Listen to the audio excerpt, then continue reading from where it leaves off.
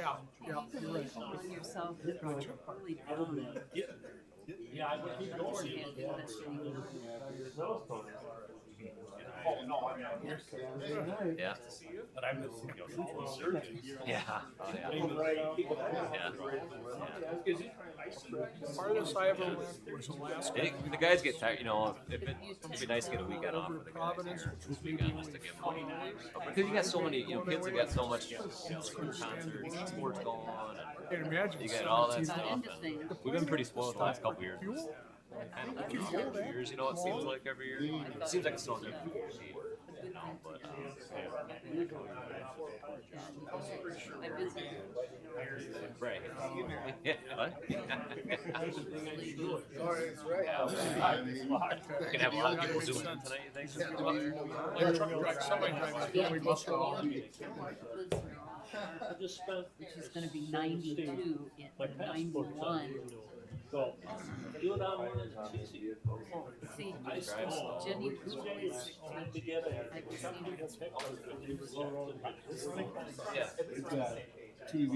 That's what I was afraid of. I don't have my tab. So I called her son. I don't have my tab. Where do you go? I figured You know, your mind's tired. felt slightly obligated because I missed like 2 meetings ago. All right, maybe work this week, huh? I think it'll be okay. Is Northwestern doing yours? And then They're having a hard time. we still have EMS tomorrow morning. His wife. Virtual option available for you guys. His wife. Well, if it's really bad, I'll. I thought it would be done by 7. That's what I heard. What will they do it all for? Yeah, the visual recognition by the computer. Yeah. Hey, Michael. Hi, how are you? Okay, I have to tell you. Oh, yeah.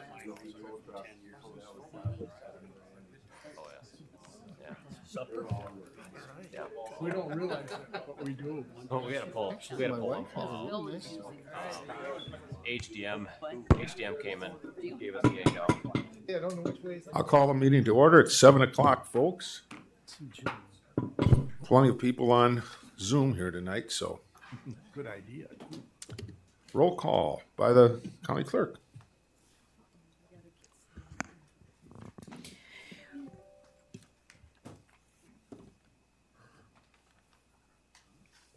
We have 27 present and 3 absent. And Blaine is excused tonight due to illness. Pledge of Allegiance. We have a quorum. Pledge of Allegiance. Supervisor Backlund, could you lead us? I would be honored. I pledge allegiance to the flag of the United States of America and to the republic for which it stands, one nation, under God, indivisible, with liberty and justice for all. Thank you. Just take a moment. Good enough. We don't want to waste too much time. We want to get out of here before the snow and ice fall. Okay, we're in compliance with open meetings law, Mr. Lucky.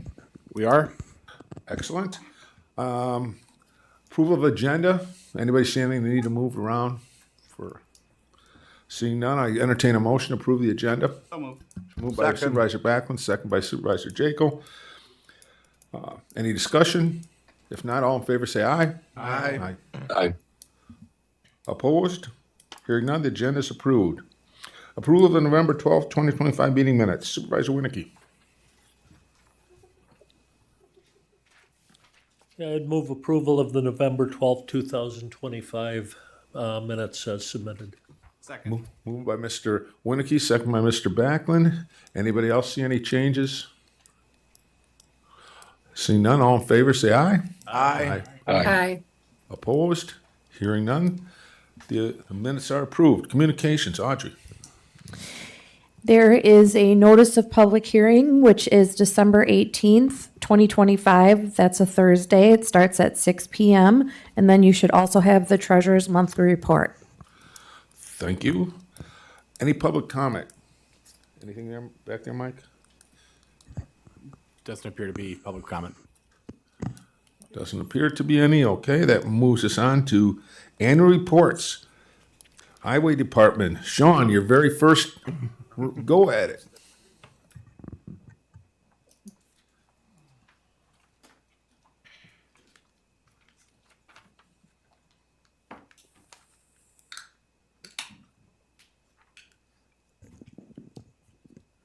All right.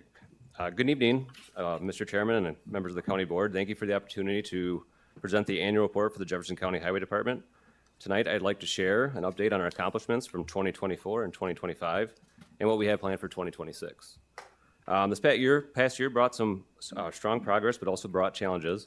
We saw the retirement of the former highway commissioner, and we also had a reorganization of our supervisor staff in late 2024. Even so, our team stepped up. Supervisors, foremen, highway workers, mechanics, office staff all pulled together to keep operations stable. They delivered a full construction season, met all state maintenance obligations, kept projects on schedule. Their commitment ensured services and safety never slipped during the transition, and I want to recognize their work. Despite the challenges, this last 2 years has been productive. In 2024, we completed major projects including County Highway K, County Highway Z, County Highway H, and County Highway C. In 2025, we made substantial progress on County Highway D, including the Bark River Bridge project, and completed paving on County Highway P, J, W, and V. Looking ahead to 2026, we are scheduled to finish County Highway D from County Highway E to US 18, pave the next segment of County Highway P from County Highway B to US 18, complete County Highway V in Lake Mills, and pave County Highway G from State Highway 89 to US 18. Each project is planned to protect our system and make sure the best use of funding, equipment, and labor. Our long-range schedule continues to give us clear view of what's coming and helps us plan efficiently. Our focus on improving road conditions is reflected in our PACER rating. It has increased from a 5.5 in 2015 to a 7.9 in 2025. Over the past decade, we've paved 212 miles of the county highway system out of the 256 miles. That progress is only possible through support of both staff and the board. During our budget hearing, a board member asked whether using county forces for road projects is financially beneficial. To provide a fair comparison, the project includes a side-by-side review of two similar mill and overlay projects, a county-run project in 2024 on County Highway C, and a comparable DOT contracted project in 2023. I'm sorry, County Highway C was in 2024, and then County Highway E done by the contractors in 2023. The county project came in at $130,111 per mile. The DOT project came in at $181,527, a 28% savings by doing work in-house. The cost difference comes largely from engineering, oversight, and labor rates. We also completed a significant amount of municipal work for towns, cities, villages, local partners rely on us for expertise, materials, and cost-effective projects. The report includes a full listing of those town projects from 2024 and 2025. On the state side, our partnership with WISDOT remains strong. Our crews continue to maintain the state system, provide 24-hour storm and emergency response, and delivered multiple state maintenance projects. The work remains a key revenue source that helps stabilize our budget. The report also includes a listing of all upcoming WISDOT projects that I'm aware of. Road maintenance remains a major part of our workload. Crews completed mowing, brushing, crack sealing, sign work, striping, drainage improvements, bridge maintenance, guardrail repairs, ditching, and concrete pavement repairs. The last 2 winters have brought below average snowfall, which reduced winter expenditures and allowed us to carry savings forward. This winter, however, is already off to a strong start, with a 12-inch snowstorm coming November 29th and 30th. The estimated cost for that 2-day storm is $225,000 to clear both state and county highways. Our workforce remains the backbone of our department. Fully staffed, we operate with 56 full-time employees, plus seasonal support. We focus on safety, proper PPE, traffic control training, equipment training, safety meetings, and employee development. Looking forward, our priorities remain consistent. Maintain and improve our county highway system, support local municipalities with services we have to offer, coordinate with our county departments, maintain a strong partnership with WISDOT, and keep safety at the forefront. We will continue advancing long-term planning, pursuing state and federal funding, investing in equipment, training, and our employees who are prepared for the future needs. I would like to thank the County Board the Highway Committee, the County Administrator, and our municipal partners for the continued support. And most importantly, thank you to the men and women of the Highway Department. They work long hours, often in tough conditions, to keep Jefferson County moving. Thank you for your time, and I'm happy to answer any questions. Any questions for Sean? Yes, Supervisor Gross? yes. Go ahead. Are you just using flail mowers yet for mowing the highways? We are, yes. Is there, you ever going to think of doing something that's at least 4 times faster if you go to a rotary? You know, I think we would consider a batwing when the next time these tractors come for replacement, but they are only a couple years old. So, you know, we're probably 3-4 years out from starting to replace those tractors. And we have talked about some changes with one mower coming up in the future. Okay, and then another question. Yeah. Are you still just brushing everything by hand? Well, the goal is to not brush at all, right? So on the county system, we mow out every fall. So we get right away to right away on county highways. The state, it's kind of a loaded question, right? So the state is where primarily most of brush is located along, let's say 94, 26, 12. The state's mowing policy is very relaxed. They only allow us to do one mowing. They want it done by July 1, and it's one pass of a mower. And then every third year, we can do what they call a mow out, but it's only 2 passes of a tractor. So all the state roads are on a 3-year rotation. So it allows for all this brush to come up. So, you know, it's hard for us to go out and buy a piece of equipment that's very expensive, and the only place we're gonna recoup the cost is going to be on state roads on an hourly rate that they set. So when we do have to do brushing, it's not with, we try to do it with the tractors if we can, if they can handle it. Otherwise, we have to do it by hand, unfortunately. So I wish the state would change their mowing policy. If it was beneficial for us to buy a piece of equipment that would do that brushing, if we could make revenue on it, it would make sense to invest in something. Yeah, there's not a ratio in time on that. I checked into it. The Man versus, you know, Right. any a basic brush hog, which you can take out, you know, 4 Sure. to 6 inch, you know, even if it's not, you know. But I'm impressed with some of the stuff that your operators are able to do with the type of equipment that they have to work with. Yeah. You know, instead of like a forestry head, you know. Yeah, I mean, we have rented them in the past. So I mean, a couple years ago, we rented a skid loader with a forestry head on it.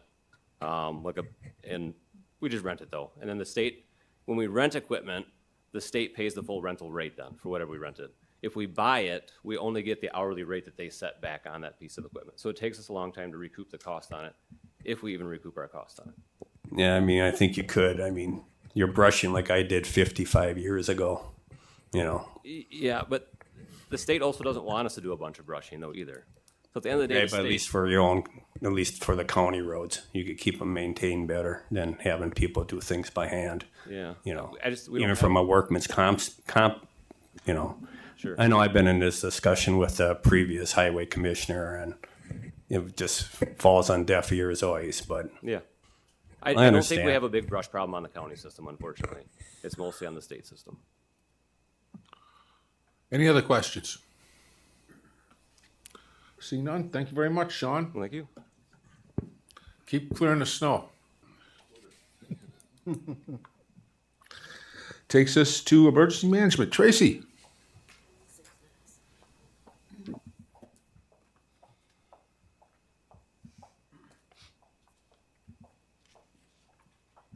I'll try to keep this sweet. We know the weather's an issue, so I thank you for the opportunity to present tonight. I was not here in 2024 until September, last week of August, so as I did last year for 23, I researched, so I had to do that again this year. But I got the last 3 months in this one, so in our office, we only have 2 full-time people. And when I was hired on, we took that program assistant position to a deputy director, which would help us do more outreach, do more meetings, do more collaboration. So that is proven in 25 to be very good.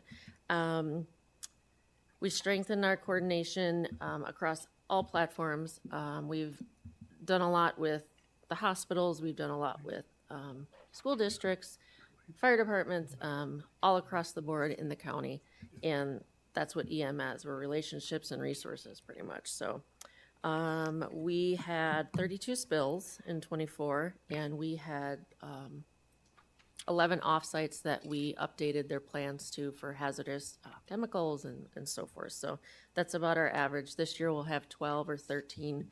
And we're working on getting more insight into the county as a whole as to how many offsites we have around that actually have chemicals that they're not sharing. So that was a lot this year we're working on and we'll continue. We've done some outreach. We've reached out to about 6 or 7 so far in the last Q3 and Q4. So LEPC is a huge role with our department, and we were just talking, we're going to be doing some exercises and some trainings. One of them I just applied for yesterday, 2 grants. One is for EV training. There's an uptick in a lot of those responses right now. So I've applied for about 40 students to attend the EV, the electrical batteries and so forth training. Hopefully that'll take place May, maybe April.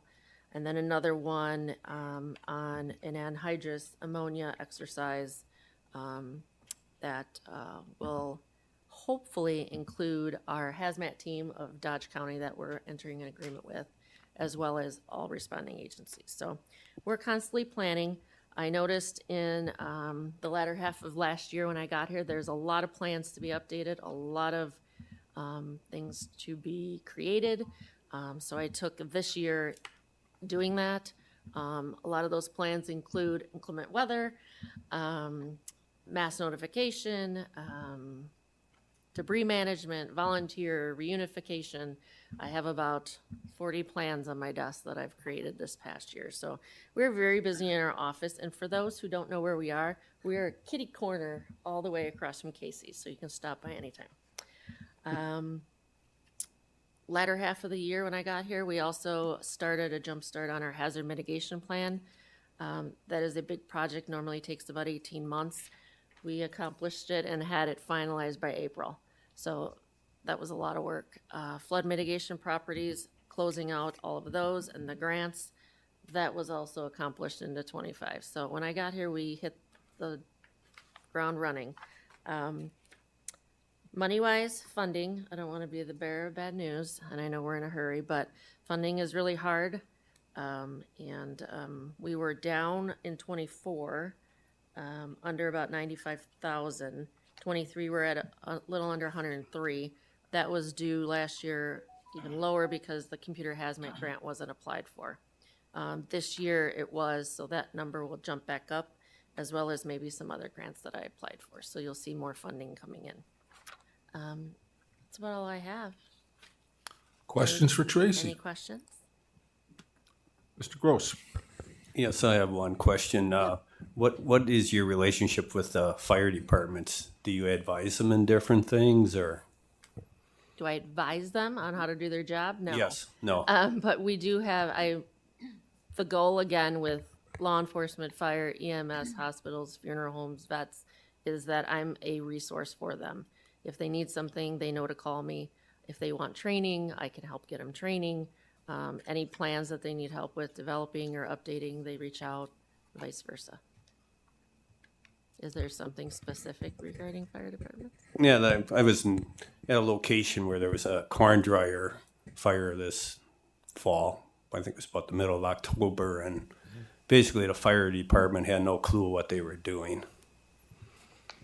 Well, I don't work for the fire I know. departments, but nor do I climb in bins.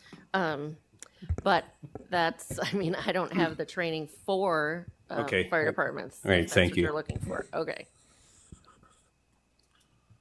Any other questions for Tracy?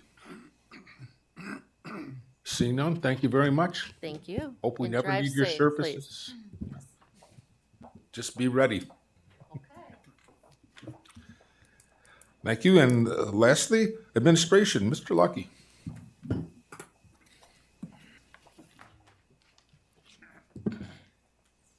Thank you, everyone.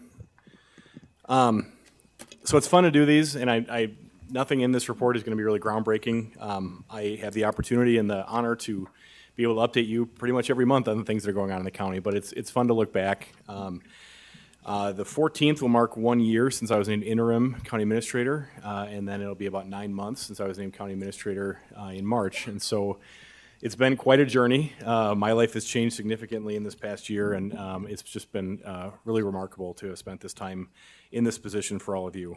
I wanted just to go through the administration department and maybe some looking back some of the things that really accomplished. And I know I'm stealing from my predecessor, Ben.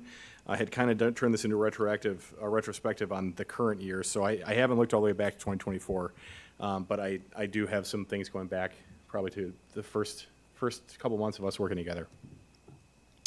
So we'll go through the administration department and some of my duties, the wins that we saw this year, again, the strategic plan and the tie into that, and then looking forward what we can expect going into the early months of 2026. So this is the org chart for the administration department. I talk about it a lot, but I don't know if you fully recognize the role that I play in the treatment courts. So it is changing a little bit this year. We'll start with the right side of the org chart. I supervise the CJCC Treatment Courts Coordinator, Radonna Clark, who, starting in 2026, will become the CJCC Treatment Courts Supervisor and will herself have 2 direct reports. Those would be in-house county case managers. Prior to the year switch, so under our current system, Radonna works with WCS, Wisconsin Community Services, and they provide, under contract, 2.4 FTE to work with our treatment courts program. So I actually spend a fair amount of my time as we go through the transition towards in-house case management, working with Radonna, and again, because she is my direct report, and she's relatively new to the county, all the needs that she might have. We also have an administrative secretary. That up until recently was Tammy Yeager, who retired after 27 very, very good years of the county, and I was very sad to see Tammy go. She was a great asset, and if you run into her on the streets of Ixonia or Watertown or Lake Mills or wherever she frequents, please just say hello again and thank you for all the stuff that she's done. And finally, a new position, communication and marketing coordinator. So this org chart looks a lot different than it did at the beginning of the year. But there have been some significant personnel changes, and going into 2026, we will actually have a fully different slate of administration employees than we had in 2024. So I talked about 2026 bringing case management in-house. One other thing that I'm really trying to do through that, her title, Radonna's title, that is CJCC supervisor as well. That stands for the Community Justice Collaborating Council, and Supervisor Morris sits on that, as well as a number of different elected officials and appointed officials throughout the county. I really want to see that body continue to be a policy driver.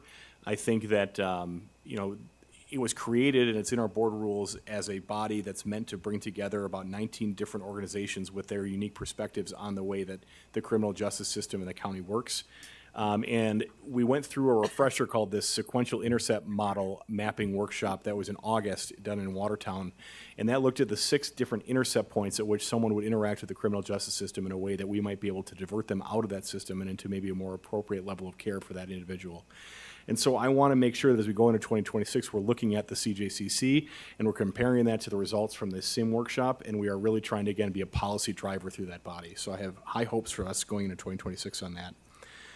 Some other things that the administration department has accomplished. Tammy spent the last couple months of her time with the county working like a mad woman on the new county website, which is up and running. There are still a couple things we're working out. Ryan Recker, our new communications and marketing guy, is taking care of some of those, but we're really proud of this new website and the functionality that it offers. Also, the EMS working group is something that we've been monitoring very closely here, and broadband kind of fell to this department as well. So I just need to get some of these windows out of my way.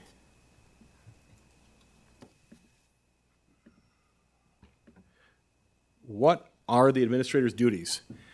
Per state statute, I am meant to take care that every county ordinance and state or federal law is observed, enforced, and administered within my county.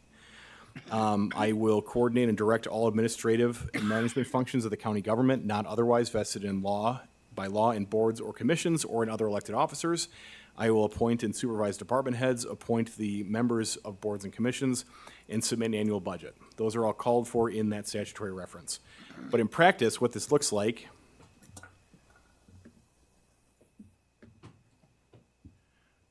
is this big list of items. Everything from strategic plan meetings, department head meetings, intergovernmental coordination, county board committee meetings, which I see all of you in multiple times a week. Event planning for some of our larger events, project planning that's driven by the strategic plan, sending out meeting notes and agendas, which is something the secretary has handled, approving requisitions and invoices, signing hiring paperwork and administering employee discipline, communications planning, which I'm very glad that Ryan is now assisting with, community meetings, which I attend multiple of a week, ceremonies, community presentations, and signing contracts. So that was just a list of things that, this talks about the broad scope of the powers that you've delegated to an administrator.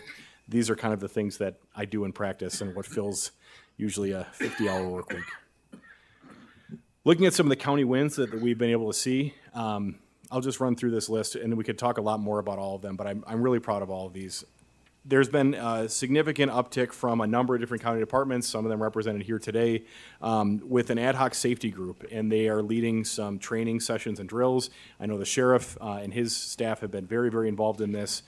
Tracy as well, thank you for that. John and his staff as well. Tracy has brought a lot of knowledge from the prior county she's worked for in ways that we can continue to improve our training and drills throughout the county. And I'm really glad for all the work that's been done there, especially as we've got a new courthouse building, some of the ways we can improve safety and security here. The finance department led a reserve balance study, which I think is going to be a big benefit for the county going forward. Really speaks to our strategic plan and our data-driven budgets. An energy audit and associated grants that have come in. A $1.8 million coming in this year over last year in our Live Local Development Fund and a revolving loan fund. The content calendar creation, which has really helped drive a lot of our new communication strategies. The launch of our quarterly newsletter, Jefferson County Connect, which went out last Friday. If you didn't get it, we'll get you the link to view it. And regular blog posts that come out. Interaction and meetings with state department secretaries. So I've met now with, I think, probably 4 or 5 different department secretaries from the state as we look at different partnerships. Multiple radio and podcast interviews, testimony in Madison on legislation, the launch of the Financial Empowerment Center, which the Finance Committee saw an update on, but they have seen 65 different client visits since they launched and seen about $30,000 in debt reduction and $15,000 in savings increases throughout the county since they've launched, not to mention the very powerful testimonials that were shared with me just a couple of weeks ago in Fort Atkinson related to the ways that people have been able to improve their own mental well-being when they're able to worry less about debt. The Madwaukee 2050 event, which saw 350 attendees in Pewaukee talking about Jefferson County and its future growth. BEAD, $1.1 billion to the state, $11 million to Jefferson County to get access to 1,666 new addresses in Jefferson County. Onego Bio, looking to purchase 20 acres in our food and beverage innovation campus. Project Universe, which you've all approved the negotiation of a PSA with, looking to purchase 40 acres. Groundbreaking on a number of different housing units, 1,500 units in the pipeline throughout the county. And then again, the work that's being done by the treatment courts and CJCC. As we tie all that to the strategic plan, these are our 4 priorities, and you can look at even more wins. Housing Assistance Resource Guide was published thanks to the strategic plan. We've created a housing committee within JCEDC. We've commissioned a market study to look at the data behind our housing needs.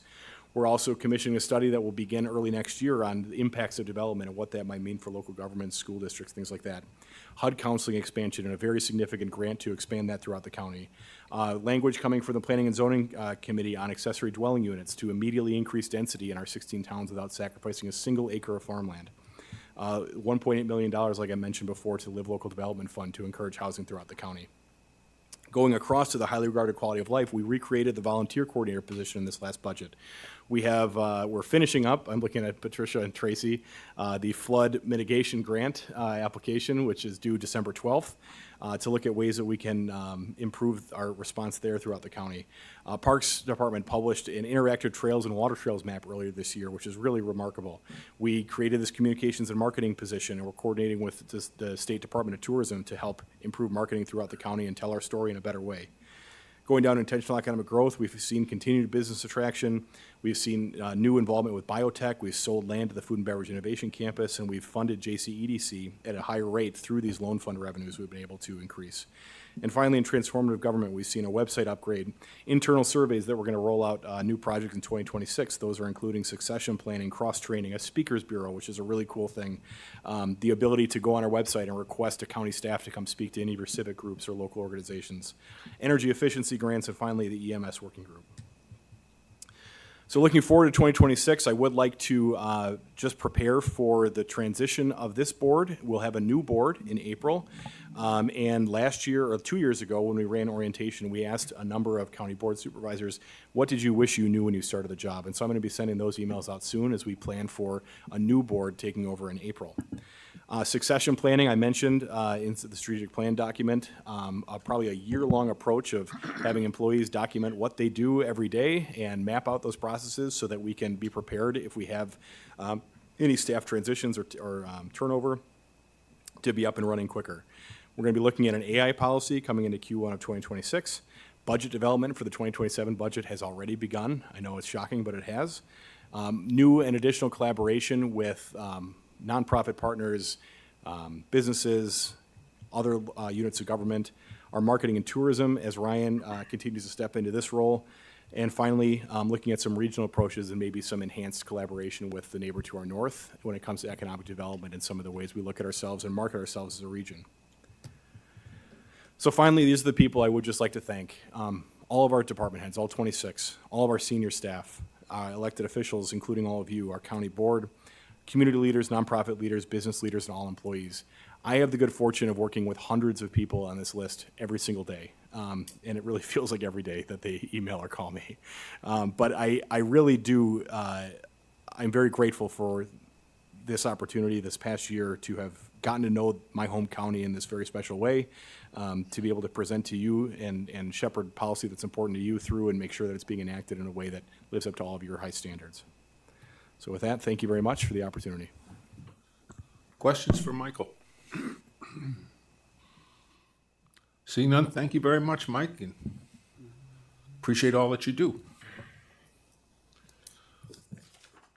Okay, takes us to the business tonight. Committee reports, resolutions, and ordinance. Item number 9, Buildings and Ground Committee, accepting bids for security film on grade glass openings. Supervisor Backlund. Thank you, Chairman. Resolution number 2025. 64. 64, thank you. Is it the smaller one or is there another? Yeah, it's a small, kind of a small print Okay. one there. Thanks for challenging me. Accepting bids for security film at grade glass openings. Executive summary. Jefferson County has glass openings that are not protected with glass break sensors or security film. The facilities team solicited proposals for glass break detection systems and security film systems. It was determined the security film system is the preferred solution and costs almost 40% less than a glass break sensor solution. The security film appears to be the most cost-effective solution to enhance the perimeter security of the courthouse. On August 13th, 2025, the Jefferson County Directors of Facilities issued a request for proposal, RFP, to solicit bids for the installation of security film on the courthouse glass opening accessible from the ground. The county received 3 proposals from contractors on September 18th, 2025. The low bid was $41,690. The Director of Facilities checked the references to ensure that this bidder would be able to perform the work as required and received positive feedback. Funding for this project is included in the 2026 budget. This resolution authorizes the county administrator to execute a contract with Lake City Glass to install the window film on the courthouse glass surfaces as specified in the RFP at the estimated projection cost of $41,690. On December 1st, 2025, the Buildings and Grounds Committee considered this resolution and unanimously recommended forwarding it on to the county board for approval. And the bids are below. Fiscal note. Funding in the amount of $52,486 is included in the 2026 capital budget for this project. No budget amendment is necessary. Mr. Chair, I move for approval of this resolution. Moved by Mr. Backlund, second by Mr. Lindell. Mr. Draina.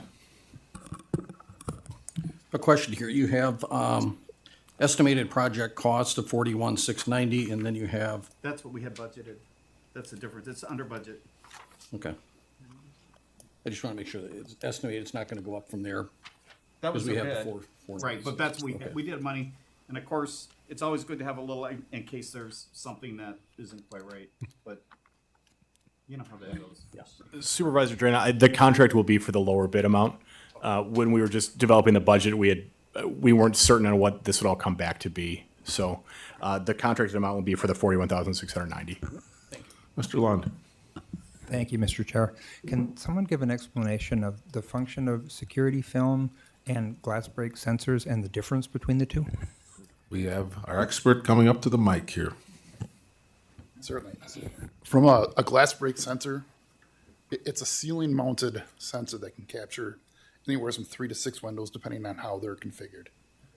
And so as that glass is broke, there's a sensor that then sends a notice to your security staff that there has been a forced entry or damaged situation. With the security film, it's installed on the inside. It's got a security caulking at all of 4 edges.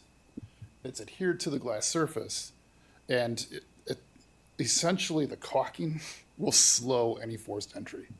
It has a very, very limited ballistic rating, but it truly does slow anybody's forced entry into the space, so that there's not a free-for-all to break through an opening and then pile in any weapons you wanted for any sort of nefarious activities.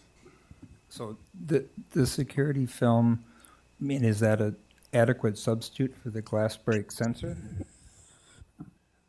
It's your most cost-effective solution to secure these exterior openings in a manner that provides a higher level of security to the building. Okay. So, in other words, the glass break is just gonna tell you the glass is broken. This is gonna slow it down, slow anyone trying to come through, slow them down. Hopefully there can be a response. Correct. Not notify us. Correct. Okay. I mean, the optimal solution would be have both, but then now you've tripled the cost of, so I think that was, the committee, that was what we were trying to decide. What is, we need to do something, and looking at all the different things, and especially since the sheriff's office is in this building, it's a little different than if it was an off-premise where you're trying to. Thank you. Any other questions? If not, stay there. I have one. When this gets installed, just a technical question, does the weather have to be certain temperatures so the stuff adheres to the windows and the caulk works and stuff like that? Like, once we approve the bids? They'll be able to work through it this next quarter. Really? There's not a temperature constraint because it's installed on the interior face of the glass. Okay. Mr. Chairman, that was exact my question when we were at the committee level, so good. Yeah, we were kind of assured that because it's warm on the inside of the glass, that wouldn't be a problem. Okay. I mean, our biggest challenge is going to be sequencing the work as they go through. Because, I mean, planning and zoning's got at-grade windows. So they're going to have to vacate their offices for a portion of the day. I see. And I'll coordinate all of that through the project plan. Mr. Morris, you had a question? Just that I've noticed schools preferring the film over the other one because I think A, it's cost effective, and B, it's the slowdown effect that they're really after. Anything else? We have a motion on the floor. All in favor, say aye. Aye. Aye. Aye. Opposed? Hearing none, the resolution passes. Item 10, Executive Committee. Resolution authorizing the county administrator to execute a hazmat agreement between Dodge County Emergency Management and Jefferson County Emergency Management and amending the 2025 budget in the Emergency Management Department. This will require a roll call vote. Resolution number 2025 65. I'd like to begin by pointing out to Supervisor Backlund that I have much bigger font on my resolution. I should be able to read it just fine. This resolution authorizes the Jefferson County Administrator to execute the hazardous materials hazmat response agreement between Dodge County Emergency Management and Jefferson County Emergency Management. The agreement formalizes the partnership in which Dodge County will provide Jefferson County with initial hazardous materials response support when a hazardous substance release occurs within Jefferson County. This collaboration enhances regional response capabilities, improves public safety, and ensures both counties have clearly defined roles and responsibilities during hazmat incidents. The resolution allows Jefferson County to move forward with implementing this mutual aid arrangement and strengthens overall emergency response readiness, and amends the 2025 budget for payment of $5,000 to Dodge County. The Executive Committee and the Finance Committee considered this resolution at their respective meetings on November 25th, 2025 and December 2nd, 2025, and both committees recommend forwarding to the County Board for approval. Fiscal note, the cost of this initial agreement is $5,000. The 2025 payment will be allocated from contingency funds, and assuming this continues on to subsequent years, it would be included in the emergency management budget. Mr. Chair, I move approval. Moved by Mr. Winnicky. Do I have a second? Second. Second by Mr. Morris, Mr. Backlund, and Mr. Lundahl. So, questions, discussion? Mr. Lund? Thank you, Mr. Chair. Will the 2025 payment be prorated? Tracy looks like she's coming up to see that.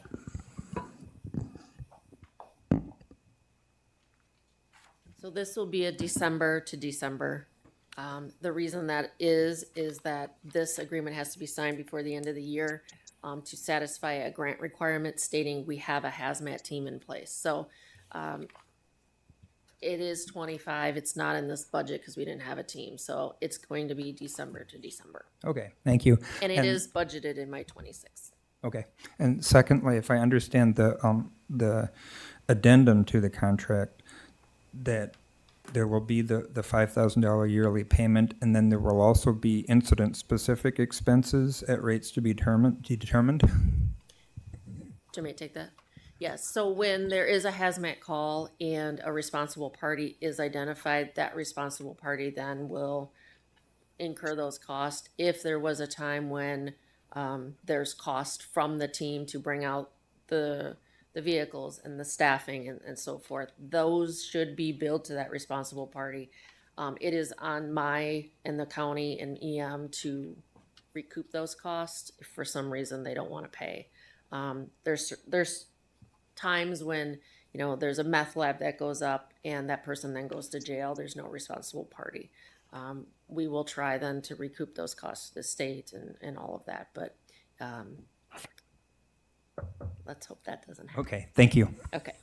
Any other questions? Questions? Any other questions? Mr. Kennard? Yes, I remember years ago, I thought we had a trailer that was housed in Lake Mills or something like that. Yes. It was a hazmat. We have 2 trucks and 2 trailers. We just don't have any manpower, is that it? or- We did not have a team. I believe the end of December 23, it was dismantled. So that's why that computer hazmat grant wasn't applied for last year. I applied for it this year now that we have a team in place. That we have 2 trucks, 2 trailers. 1 truck and trailer, we're working on either selling it at surplus or to a municipality that may want it to create some revenue to help this team and some cost. The other truck and trailer has been picked up by Lake Mills Fire Chief. He has gone through it, cleared it out, cleaned it up to prep it for use now. All the equipment that was in those trailers is either post 1999, very old. A lot of it had to be destroyed. So we do have them. They're under assets of EM. So hopefully Q1 we will be able to get rid of at least 1 truck or trailer and get that off the books. Any other questions? Seeing none, please vote on your tablets.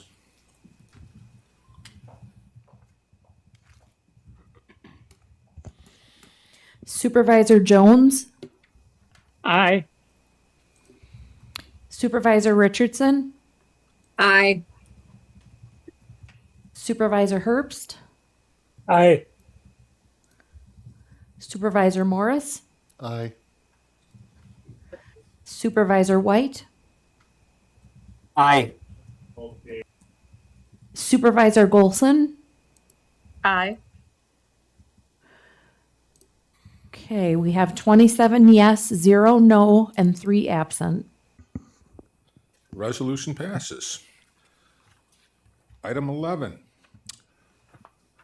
Finance Committee, resolution accepting $10,000 grant funding from Wisconsin Environmental Public Health, from the Wisconsin Environmental Public Health Tracking, taking action with data for an arsenic risk reduction initiative and amending the 2026 budget in the Health Department. Again, we'll need a 2/3 vote. Mr. Jones. Thank you, Mr. Chair. Resolution number 2025-66.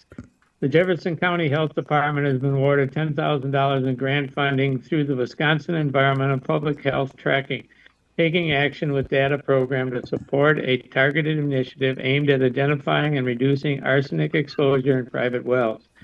Building upon prior groundwater study data and local geological mapping, department staff will focus outreach and sampling efforts in priority areas throughout Jefferson County.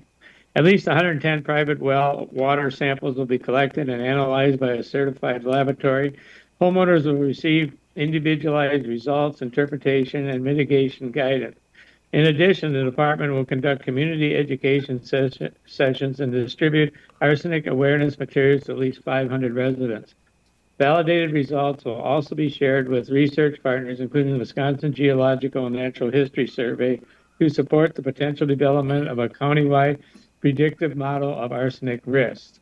Together, these efforts will address immediate exposure concerns while strengthening Jefferson County long-term capacity to protect residents' access to safe drinking water.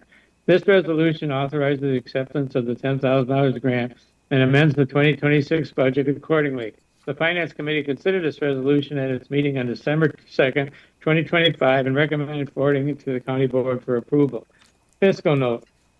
This resolution accepts grant funding, increases budget revenue and expenses in the Health Department by $10,000. Passage of this resolution authorizes the Finance Director to make the necessary budget adjustments to enact this resolution. This is a budget amendment.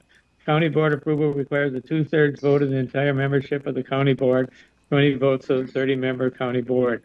Mr. Chair, I move for passage of this resolution. Moved by Second. Supervisor Jones, second by Turtle Heights. Turville Heights. Questions? Supervisor Morris. How is arsenic detected now? Patricia will answer that. Or Elizabeth online. Elizabeth's online as well. Elizabeth, you want to answer that? Did you get to? I can answer for Elizabeth. It's not something that private wells are, there's no mandated monitoring for it. So right now, private well owners would have to order the sample, typically through the Wisconsin State Lab of Hygiene. They get the bottle, they would do the sampling themselves at their home and then send that in for testing. In Jefferson County, we're at a 5-time higher rate for arsenic than the surrounding counties in Wisconsin. So it's a higher concern for us here. So the follow-up then is what? Let's say we go out and test and there's an arsenic level that's beyond the threshold. What does the private well owner do? In other words, what's the mitigation for this? What do you do now? You can get like reverse osmosis or other type of filtering devices. But we're hoping that with the grant that in the future, working with the Wisconsin Geological and Natural History Survey Department, that we'd be able to develop a countywide predictive model for arsenic. So individuals buying homes in the future would be able to have a better idea if they're at a higher risk for arsenic in their area. My last question then would be, so these are for wells. Do the municipalities test regularly municipal water for arsenic? I'm not positive. I do believe that they have, somebody might have that answer, it sounds like, looks like. I have that answer. You can go to ewg.org, and that's a private, that has all the different cities listed in the county or within the state. So it's a private corporation? That's Yeah, it's like city a water? 501(c) that's doing it. So you can go and check on Johnson's Creek, Jefferson, the city. They're all listed. As to whether or not they're testing for arsenic, yes. Yes, and they are testing for arsenic. You can look at the levels. Any other questions? Mr. Kennard? I guess, why is Jefferson County at a higher risk than the other counties around us? I don't know. I believe it's peculiar geology, but Patricia, if you want to go into this a little more, because I'm on the health committee and we discussed this, and it's just peculiar geology within Jefferson County. So yes, it's exactly that. It's the geology, and arsenic can be released into the water if there's oxygen that is introduced. And so basically when you put a well down in certain areas the geology has arsenic, you're introducing air when you're putting in the well. And so that's why the arsenic gets released into the well. There are areas in the county that have higher arsenic than other areas of the county, and that's what we're hoping to figure out going forward with a partnership and with the Wisconsin Geologic and Natural History Survey. Any other questions? Seeing none, please vote on your tablets. Supervisor Jones? Aye. Supervisor Richardson? Aye. Supervisor Herbst? Aye. Supervisor Morris? Aye. Supervisor White? Aye. Supervisor Golson? Aye. We have 27 yes, 0 no, 3 absent. And the resolution passes. Takes us to item 12, Land and Water Conservation Committee, resolution authorizing the extension of county farm agricultural lease. Supervisor Turville Heights. Thank you, Mr. Chair. This is resolution number 2025-67. In 2025, the lease for Jefferson County farmland was for approximately 210 acres at a rate of $290.25. About 49 acres out of the 210 of land was not able to be farmed in 2025 due to compaction and utility work. These acres were tilled and planted with a cover crop. In 26, it is estimated that about 204 acres can be leased for farming. Because some of this land could be sold within the next year, it would be prudent to extend the current lease for 1 year for 204 acres at $290.25 per acre instead of putting it out to bid for 3 years. A provision in the lease reimburses the farmer for any input costs if the land is withdrawn from the lease before harvest. The current lease ends on February 28th, 2026. This resolution authorizes the county administrator to execute a 1-year lease for the Jefferson County farmland. The Land and Water Conservation Committee considered this resolution at their meeting on November 18th, 2025, and recommended forwarding it to the county board for approval. Fiscal note: total rent payable to Jefferson County for the 1-year lease term is $59,211, subject to prorate changes to acreage and any reimbursement of inputs if the land is sold. This amount is contained in the 2026 General Revenue Budget Business Unit. Mr. Chair, I move for adoption of this resolution. Moved by Turville Heights, second by Mr. Christensen. Questions? Discussion? Seeing none, all in favor say aye. Aye. Aye. Opposed? The resolution passes. Takes us to Planning and Zoning Committee. Report by the Planning and Zoning Committee. Mr. Jekyll. Thank you, Mr. Chair. Report to the honorable members of Jefferson County Board of Supervisors. Jefferson County Planning and Zoning Committee, having considered petitions to amend the official zoning map of Jefferson County, filed for public hearing, held on December 9th, 2025, as required by law. That should actually be on November 9th. Required by law pursuant to Wisconsin statutes, notice thereof having been given, being duly advised of the wishes of the town boards and persons in the areas affected, hereby makes the following recommendations. The committee has reviewed and considered the facts presented in the application and received in the public hearing, and finds that the criteria listed in Wisconsin statutes 9148 and Jefferson County's zoning ordinance section 2256B has been met for the below listed petitions. The committee further finds that the petitions are consistent with Jefferson County Comprehensive Plan and Farmland Preservation Plan. Further support for the committee's recommendations can be found in the staff reports and individual petition files on record in the Planning and Development Office. Approval of petitions as listed, dated this 9th day of December 2025, Blaine Paulson, Secretary. And with your permission, Mr. Chair, I would like to move on to the ordinance. Sounds good. Ordinance number 2025-15, amending the official zoning map. Whereas Jefferson County Board of Supervisors heretofore been petitioned to amend the official zoning map of Jefferson County, and whereas petitions as listed were referred to the Jefferson County Planning and Zoning Committee for public hearing on November 20th, 2025, and whereas its meeting on November 20th, the Planning and Zoning Committee considered the request to amend the official zoning map of Jefferson County after conducting public hearing regarding the requested amendment. After receiving recommendation from affected town, hereby makes the following recommendation to the Board of Supervisors in open sessions.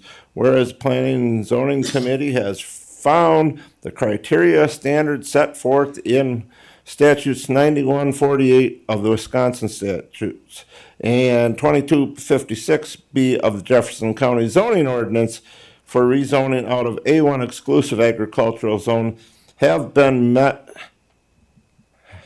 and the petitions are consistent with the Jefferson County Comprehensive Plan and Farmland Preservation Plan and identified in the decision and the Planning and Zoning Committee. Whereas consistent with the recommendations of the Planning and Zoning Committee, the Board of Supervisors finds that the applicable standards set forth in statutes 9148 of Wisconsin and 2256 of Jefferson County zoning for rezoning out of A1 exclusive agricultural zone are met by the proposed amendment to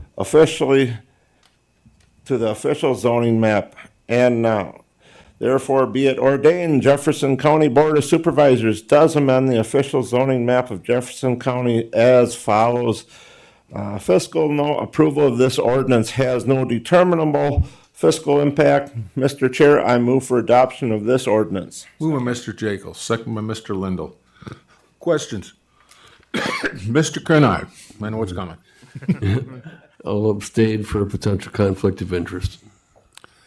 Any other questions, discussion? Seeing none, all in favor say aye. Aye. Aye. Opposed? Hearing none, the ordinance passes. Takes us to item 14, appointments by the county administrator. Mr. Lucky. With unanimous consent, I would like to maybe take up all appointments at once. All right, by virtue of the authority vested in me under sections 59.18 2C of the Wisconsin statutes, I respectfully request confirmation of the following appointments. Amanda Golson, Jefferson, Wisconsin, to the Bridges Federated Library Systems Board for a 3-year term that expires on December 31st, 2028.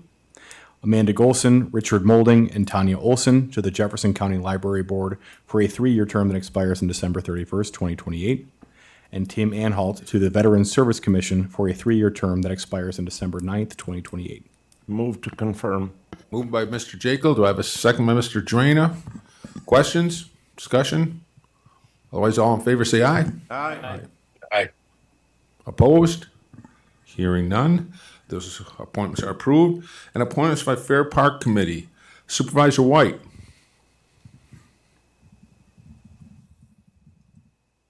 Thank you, Mr. Chair. I respectfully, on behalf of the Fair Park Committee, request confirmation of the following appointments to the Fair Board. Carrie Forlon, Matt Hansen, Cassidy Heggie, Daniel Leach, Emma Stotts, and Justin Tome for a 3-year term ending on August 31st, 2028. Motion by Mr. White, second by Mr. Christensen. Any questions? Discussion? Seeing none, all in favor say aye. Aye. Aye. Opposed? Seeing none, the appointments are made. Takes us to public comment of a general nature. Do we have any? Seeing none, nothing online. Okay. Announcements. I have a couple quick reminder to folks to take out their nomination papers. You know, you can take them out as of December 1st, but please get them out. And if you're planning on running again. Second, I signed up for the county newsletter off of a Facebook posting, and it was very simple to do, and confirmed it online today. So I encourage you to try it out. And happy holidays from me. Anything else, Mr. Lucky? I have nothing, thank you. Motion to adjourn. Was there any other general announcements from anybody out here? With that, Mr. Jekyll, a motion to adjourn. Do I have a second? Second by Mr. Second. Falker. All in favor, say aye. Aye. Aye. Safe travels home, folks.